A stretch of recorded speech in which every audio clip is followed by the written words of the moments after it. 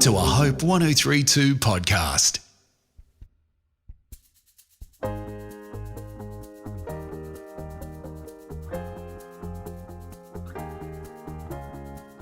Hello everyone, and welcome to this bonus episode for season 4.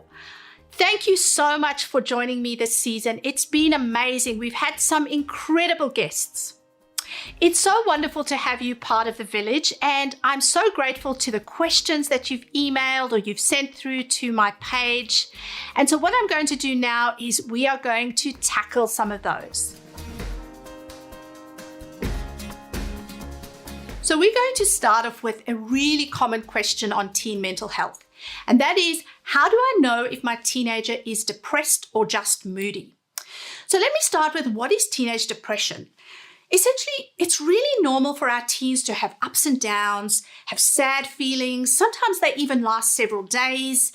And our sad teens can have trouble sleeping or eating or even concentrating and getting motivated. But your depressed teen is much more than just someone who is sad or moody. It can sometimes be a little bit tricky to tell the difference between normal sadness and depression, but really what we're looking for is, how long do the emotions last? And we're looking at behavior changes. So we essentially look in mental health for about a 2-week period. So often when we see teenagers, it's actually months before they come and see us. But we also then look at how strong are those emotions and how much time are our young people spending ruminating and thinking about things that are troubling them. And so we're looking for a pattern of changes in our teenagers' lives. So some of the common signs of teenage depression can be a little bit tricky to spot, but if we look at things like their psychological, their emotional, behavioral, and physical changes, we will see a few things that stand out. So psychological, we also think of as cognitive, so things that are going on inside your teen's head. So are they struggling to solve problems and make decisions? Are they becoming forgetful and have these negative thoughts like, I'm not worthy, or life's not worth living, I just can't do this anymore? Then we also look for emotional signs. So you might have a child who feels sad or tearful or moody, but then don't forget, some of our teens also feel irritable or numb. And then we have these outbursts of anger that we forget are signs of depression. Our teens can feel worthless or feel like harming themselves. And then behavioral signs would be, they would stop contacting friends that they love being with. They stop doing things that they just enjoyed before. They begin having school problems. And a lot of these underlying mental health problems can come out in using alcohol or experimenting with drugs. And then our physical signs would be, we're looking for tiredness, loss of energy, sleep problems. So our teens are sleeping a lot or struggling to wake up in the morning. Their appetite changes. They might even feel a little bit vague and unsure about why all this is changing. So what do we do to help our depressed teens? When our teens are depressed, it's not going to go away on its own. It's so important to seek support and get help for your teen and for yourself. A quote I loved was by Michelle Mitchell last season. She said, our teenagers need to know they deserve help. And so when our young people are struggling, we bring them alongside us and say, let's go together because you deserve help. We're going to go find somebody who can support you. But very often teenagers won't seek help themselves. And so they need us to come alongside them and go with them for support. The first thing we often do is go and seek help from a GP. If your teenager won't go with you, it can be very helpful to sometimes go to the GP yourself and ask them for strategies for the next steps. There are so many professional services that you can go to for help with your teenager. A GP, as I mentioned, is usually the first place you go to. But many schools have a school counselor who are fantastic at working with teenagers and their teachers. Psychologists, and then of course counselors, there's local community centers and local mental health services. I know that at the moment, because there are wait lists, there are some things that you can do at home to support your young person. So what you're looking to do is focus on their physical health and their well-being. So checking, are there healthy food choices and healthy drink choices in your home, in the cupboard, things that are tasty and nutritious, and options that they might go and pursue as meals. Try and make sure that there's regular scheduled physical activity, even to start off with just a 10-minute walk a day around the block. If you have a dog, send your teen off with the dog or go with them. Also encourage your teen to get enough sleep. So if your child is having trouble sleeping, try not let them nap during the day. I know that can be really tricky, and that might be something you talk with your GP if that is the only way that they're getting some rest. But doing relaxing activities before bed, avoiding screen time at least an hour before bedtime is really helpful. Also remember that some of our teens can try to self-medicate with drugs and alcohol. Essentially what that means is they're trying to numb their pain. So keep an eye on that.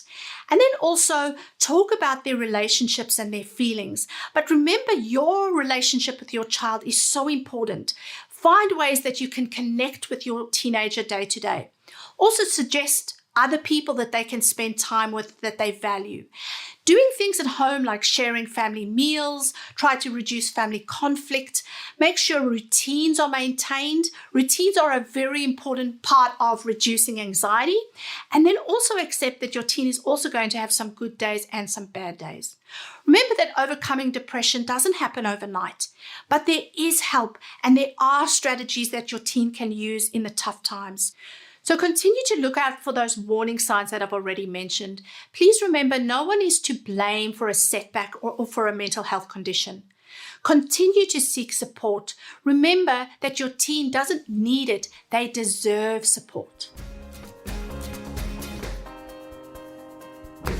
This question asks, "Hi Collett, lately my child is so defiant. We just seem to butt heads on everything. What do I do?" Oh, I get this. You sometimes have a child who is compliant when they are a really young child, and then suddenly they hit the teens and everything changes. Their personality seems to change. Other times you actually have a child who is stronger in nature than your other ones, and you notice this even when they're little. They're going to be our world changers one day. In the meantime, they're practicing by trying to change their parents. Sometimes it can feel really hard to do. But we need to keep leaning in and find ways to stay connected with our teenagers through these tricky years. It's when our teens act as though they don't need us that we are actually the most valuable to them.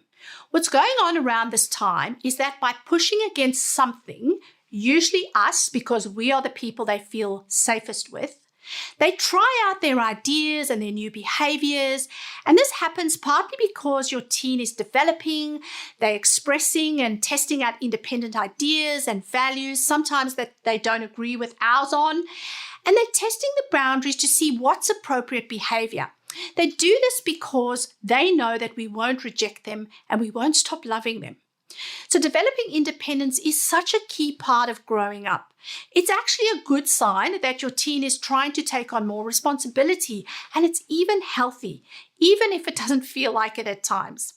Your teenager is also still learning how to handle disagreements in appropriate ways. But I have to stress that this is not an excuse for constant rudeness or abusive behavior.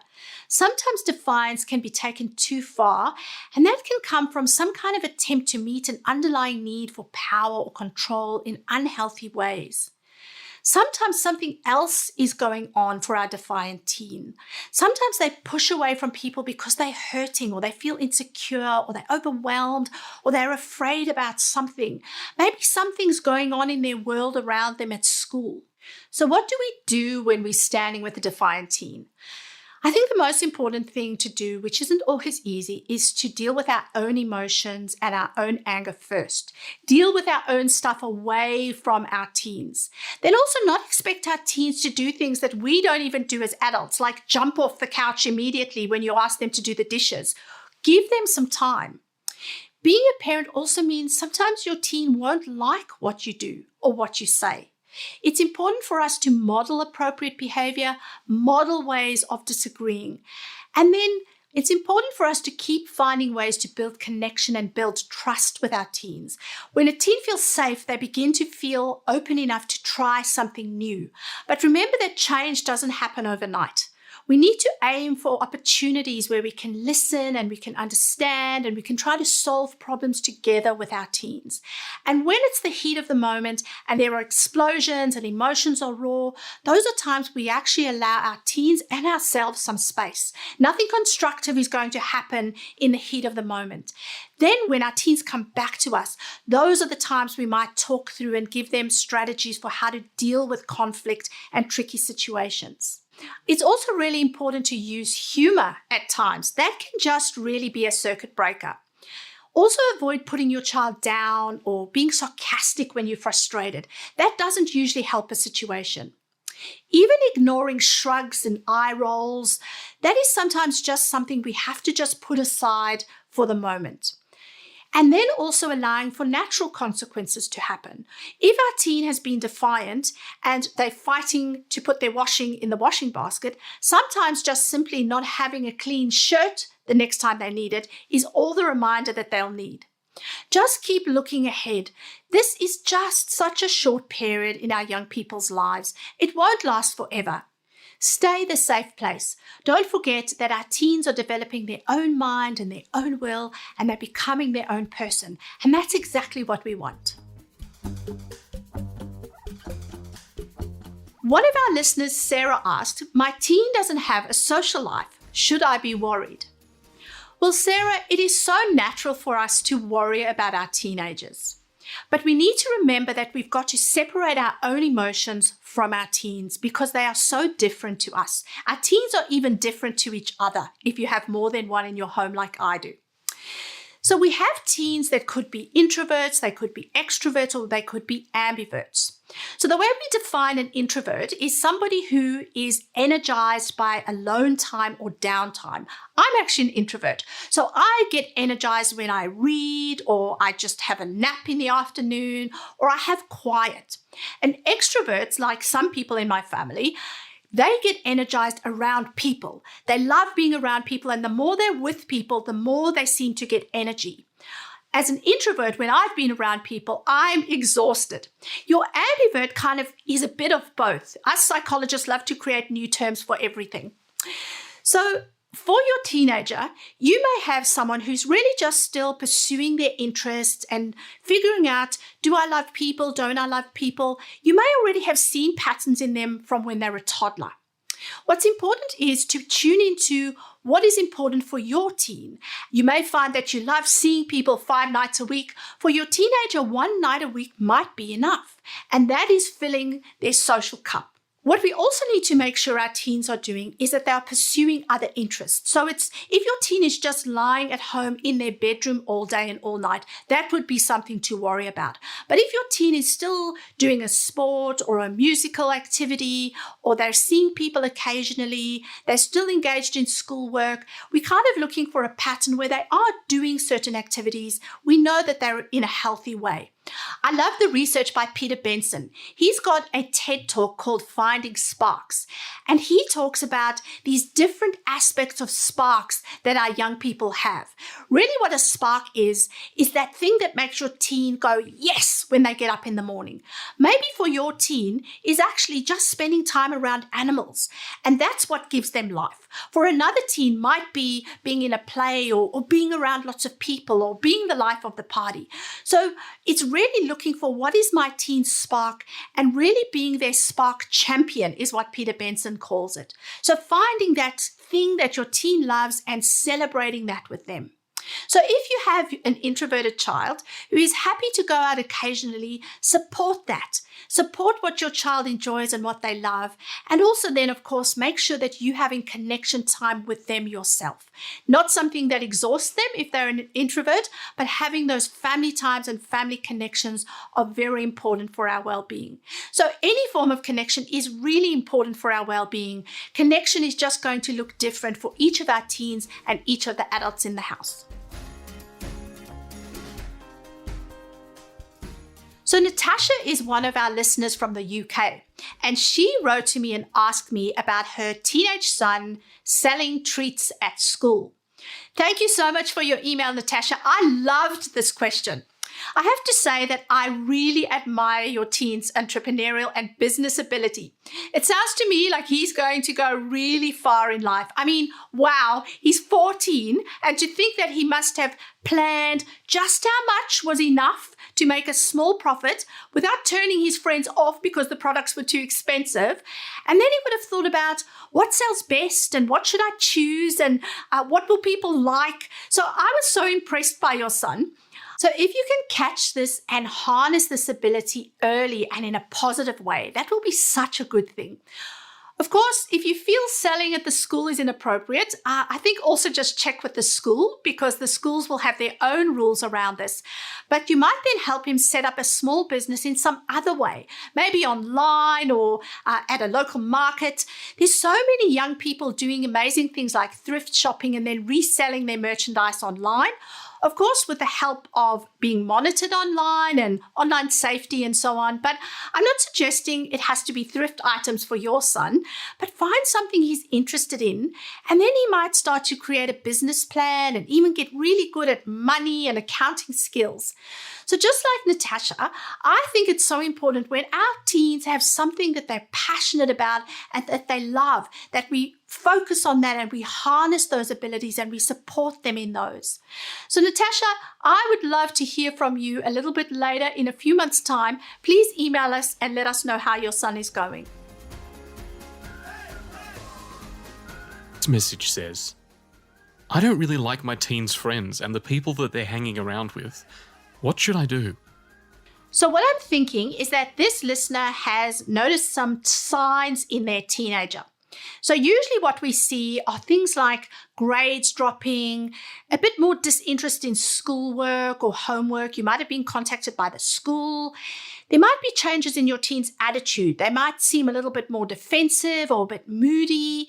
Sometimes they tend to even lie about where they are or what they're doing. You might even be worried that they're experimenting with drugs, or you might smell smoke on their clothes or find vapes in their drawers. And then you also wonder, are they rejecting my family values? Do they seem to have different values to me? And you're not quite sure about how you feel about that. So all of these signs can feel really unsettling to parents. This is a really tricky topic for us as parents, because there's nothing harder for us than seeing our child change and we're not really sure what we think about some of those changes.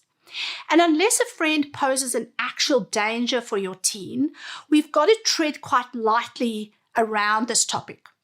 We all know that our teens' brains are still developing, so they're still learning to make decisions around skills, around peer pressure. Peer pressure is so hard at this age, and we've got to try and think about what was it like for me as a teenager. Then we've got to look at, how do I handle and communicate with my teenager in this situation around their friendships? Because in the long term, this is going to have consequences on your relationship with your teenager. We've also got to find the balance in helping them learn from some of the mistakes that they've made, but also keep them safe. You don't want to make things worse by pushing your teen further away from you because you just appear critical. So it's important, especially, not to blame your teen's behavior only on their peers. That can kind of feel like the easy out for you as a parent, thinking, well, it must be the friend's fault for the way my child is behaving. Sometimes our teens make bad choices themselves. In the heat of the moment for our teens, sometimes the pressure is immense. Also remember that sometimes something else might be going on for them. It's also important to remember that our teens really just want to feel like they belong. They want acceptance. And so what they do is they adopt behaviors of those around them, particularly their peers. So they might change their tastes in music or fashion choices. If you think back, a lot of us, or my generation, had mullets. I mean, isn't it hysterical that mullets are back? And our parents hated them at the time. And it's just because we wanted to fit in. Some of our teens prefer that their parents don't approve of their friends. And why is this? Because they want to separate from us. They want to be individuals. They want to develop autonomy. It's a very normal and natural part of the teenage years. So unless it's something dangerous and it's just something like a hairstyle, those might be things we need to just let go.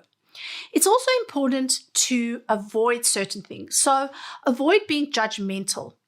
If we remain non-judgmental and go back to open-ended, curious questions about what might be going on for our young people, because remember that we don't know what is going on for them. Perhaps your teen has been sitting alone at school for weeks, and suddenly this group of young people are the ones that included them rather than sitting alone is the one that they're going to choose. Also remember, don't constantly badmouth their friends. This is the surest way of pushing our teens away from us. Their peer relationships are so important, and when we badmouth our teens' friends, what they have to do then automatically is defend themselves, defend their own choices and the reasons why they have these friends. What it also does to them is it reinforces that you completely must not understand them. You don't understand their friends, you don't understand their generation. And so they feel much more separated from you and that you're not interested in their world.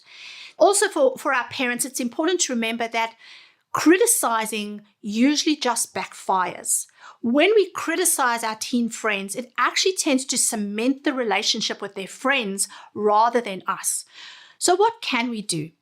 I think as parents, it's so important for our home to be the safe place for our teens where they can chill and relax and be themselves. It's not a place of constant criticism, but also a safe place for their friends, the place that you welcome other teenagers.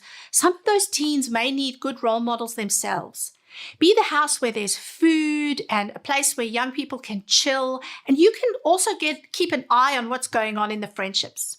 Keep your family life as a priority. That is still so important for our teenagers. Be kind to your teens. Remember, sarcasm and criticism will just push them away. Have a chat with them about what makes a good friend. What does a good friend look like compared to what is a toxic friend or a toxic relationship? The tricky thing may be when you see your child being in a friendship group that is critical and unkind to them. So what we often do in situations like that is continue modeling kindness and empathy in your own home, that your home is still a safe place for them to be around, and then encourage them to be part of a variety of social situations, school activities, outside activities, sports, neighborhoods, family, friends, where they aren't just relying on that one group or that one toxic person for their connections. Also get to know other parents. That's kind of like your superpower. Even though it can sometimes feel mortifying to your teenagers, I know I've relied on the parents of my children's friends. The two of us will often bounce off each other and look out for each other's children. It's also important to still have clear expectations of your teens. Even though you may not approve of some of their behaviors or their values might be shifting or changing, or they're trying out new things, clear expectations and clear boundaries for our teens are so important. Our boundaries are what make our teens still feel safe. Boundaries still communicate love. And it's also important for us to be vulnerable with our teens, where we share some of the pains we had as young people and how we remembered it was difficult to fit in and wondering what the social group is doing. Now, when I talk about being vulnerable, what I mean is normalizing certain things that many teenagers go through, not sharing some of our deepest pain. Some of our deepest pain will come out when we are parenting our own teenagers because it brings back memories. Those things might be the things that you keep for a professional yourself. If you're really worried about your teen and there's dangerous behavior, please seek professional support. But above all, maintain connection with your teen. In the long term, that is what's going to matter. One of our listeners, Joe, sent me an email and they asked, how do I talk about difficult topics, especially those that we haven't brought up before? So I'm going to assume that Joe means topics like sex or drugs or pornography or alcohol that you haven't spoken to your teenager about before.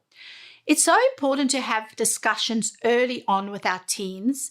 That way we are protective rather than reactive when something comes up.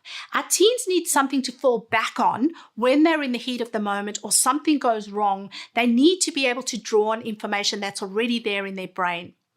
So you need to be talking about these topics because it's so important that topics don't appear taboo in your home. You need to make them normal. Our teens register the topics that are off limits by what we don't talk about. And so we need to make these really normal for our teens. Our teens are always communicating with us. So look out for body language or facial expressions or kind of proximity when they're hanging in the area. Then we also look for everyday opportunities, news stories or movies or music. And those opportunities will give us options to talk often. None of our big topics like sex or pornography or alcohol need to be these one-off serious conversations in the fancy lounge room. They need to be conversations that we are having day to day or when they come up. What we can also do is ask our teens what they have noticed around school or what they've heard other people talking about on this topic. So ask them, what do your friends think? You will have heard me and others say this on the podcast often. Rather than our teens feeling like they're in an interrogation with you, they feel as though we're talking about other people, and it seems to just settle things down and make it a general conversation. Also, expect eye rolls and shrugging and sighs or I don't know. That's okay. That's very normal. Sometimes our teens need some time to think, or they might feel completely uncomfortable. It's okay to feel uncomfortable in front of your parents when your parents are talking about something tricky. Make sure you choose appropriate time and place. So we talking about things like no eye contact often works well for many teens. So times when you're both active, kicking a ball, or you're both cooking, or you're out in the garden, sometimes at night sitting on their bed when it's dark and they can't see your eye contact and they know that you're not going to see them blush bright red or they see you blush bright red. Sometimes in the car sitting side by side. Something else that's important to do is tell your teen that you won't ban technology if they come to talk to you about something they've seen online. That is one of our teens' biggest fears, that you are going to take away their devices as soon as they tell you that they've seen something inappropriate. They need to know that you're a safe place, that you're going to guide them through some of these tricky areas, that you're not going to completely shut them down or shut them off from their friends just because they've been brave enough to come and ask you something, likely something they're really embarrassed about. Also remember, some of the topics that we communicate as taboo are because our teens don't hear us talk about them. They are not going to come and ask us first. We need to be, again, proactive in raising some of the topics. Something else that might also happen is your teen might say to you, "Oh, Mum, you're just weird," or "Dad, awkward." That's a natural response for your teen. Just laugh it off and go, "Yeah, I'm pretty awkward. It is a bit weird." You can also say to your teens, "You know what? Some of these topics my parents never brought up with me. And so I'm still learning how to do this and how to do this well. And it is going to feel a bit weird for us, but I love you, and these topics are important that they come from me rather than the media or from your friends." So much research tells us that our teens know that their friends are tuning into the same broken sources as they are, and so they actually want their parents' advice. So what we need to do is look out for lots of opportunities to bring up topics, chat about things, make them normal in our homes, that we become that safe place for our teens to come when they have a question. Our next question today is, Collett, I'm looking for some advice. How do I help my teen deal with disappointment and not get overwhelmed myself? Wow, that's a big one. There's a saying that says, "You are only as happy as your most unhappy child." And what that says to me is that we carry our children's pain so acutely as parents, and that is so normal. Try to remember what it felt like being a teenager, when our teenagers are overwhelmed but with huge emotion and disappointments. But also sometimes looking at our teens' pain might be bringing up painful memories of our own, and that might be why we are feeling overwhelmed. So what we need to do is process some of our own pain away from our child and then practice your calm face when you are in front of your teen, because overreactions are the biggest thing that shut down communication. If our teens think we are going to totally freak out, they won't come to us again. I've had so many teens say to me, "I don't want to upset my mum, so I won't tell her." Our job is to listen first. Don't talk first. listen first. When our teen comes to us when they feel overwhelmed or they feel in pain or they feel disappointed, what we do is we listen, and this makes them feel heard. This teaches empathy, and it also teaches our teens that their feelings won't swallow them whole. They actually can survive hard feelings and difficult feelings. We also need to try as parents, I know I'm talking to myself, not to fix things all the time and not to always have a lesson in everything. Our kids need to know that they have been heard by us. Sometimes they just want to vent. They don't want advice. So when you do talk to your teen, ask questions, ask more questions, and ask more questions. When you ask them a question, give them some time to think about it. Even if they don't come up with the answer themselves initially, this actually gets their thought processes going. Ask them things like, why do you feel like this is so disappointing for you? What do you think this is bringing up for you? We almost need to dig underneath the question. Sometimes they might say, well, I'm so disappointed I wasn't made a prefect. And you might say to them, what is going on for you underneath that? Perhaps they're worried about popularity, or they feel like they weren't good enough, or they don't measure up enough. Then we also talk about, why is popularity important to you, or what does good enough look like to you? Something else we might ask our children is, did you have realistic expectations? Now, obviously, we ask that in a kind way. One saying I can't stand is, your child can be anything they want to be. Clearly, our children can't be anything they want to be, but we don't mean that in an unkind way. We're really looking for what skills do our children have, and then we encourage them in those. And sometimes our children may be aiming a little bit more than what they're able to do right at the moment. But even if they did have realistic expectations, sometimes life is unfair. Sometimes the coach doesn't pick the person who we feel deserved it or who was good enough. Sometimes we need to help our teens to handle these disappointments because they're going to face these eventually in their lives in other settings, and teach them that you can move forward after disappointments. So you can also help them see the difference between something that might feel like injustice, but also sometimes there's a natural consequence. Sometimes there's a bit of a combination of a few things. So an example of a consequence would be your teen is really frustrated that they failed their driver's test. But what the driving instructor noticed was they were a little bit unsafe going around the traffic circle. And so they don't want your teen to be on the road yet until they are a safe driver. And that is still disappointing for your teen. It's important for us to help our teens understand that there is a difference between a failure and being a failure. Then we also talk to our teens about, even in times of disappointment, what are things that bring you joy? What is your source of happiness? So helping our teens to tap into those sources of happiness or satisfaction that comes from areas that bring them hope, something that's strong and reliable, things like love and faith, rather than things just like popularity. Remember to give your child a lot of affirmation.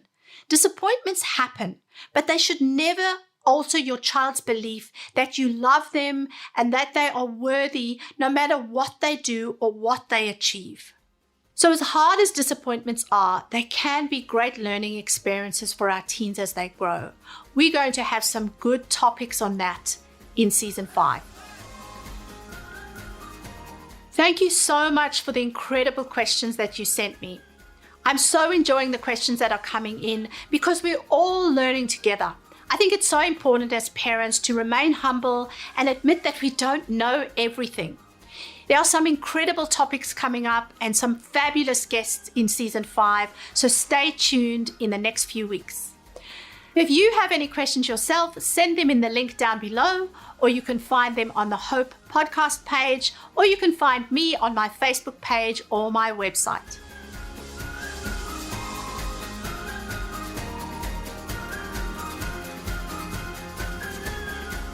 This episode was hosted by Collett Smart, edited and produced by Alec Green, video edited by Christian Valenzuela, imaging by Lucy Weil, and social media by Beth Rivers.